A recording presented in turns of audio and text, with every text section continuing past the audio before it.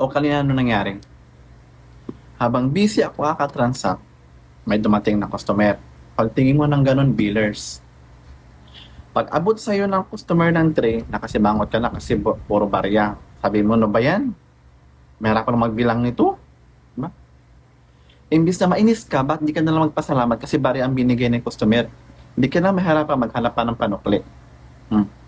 Pagkatapos mong bilangin, anong ginawa mo? Inabot mo sa akin yung tray, umupo ka, nagsisilpon ka ng ganon.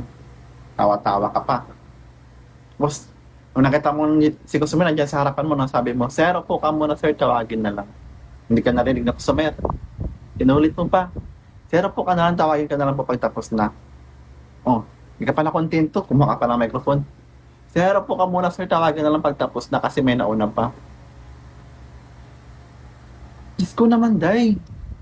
Alam mong busy ako sa sangla tsaka sa renewal, ba't di na lang ako mag-transact? Di ba? Yung sinabi mo sa customer mo na, sir, upo ka muna, tawagin na lang pagtapos na, ba't di na lang ikaw nag-transact? Di ba? Di sana tapos na. Anong tawag doon? Ha? Ang tawag doon, pagkukusa. Pakikisama. Kumbaga, initiative. Common sense. Ha? Nasa oras tayo ng trabaho, dapat lilimitahan mo lang paggamit mo ng cellphone. Hmm?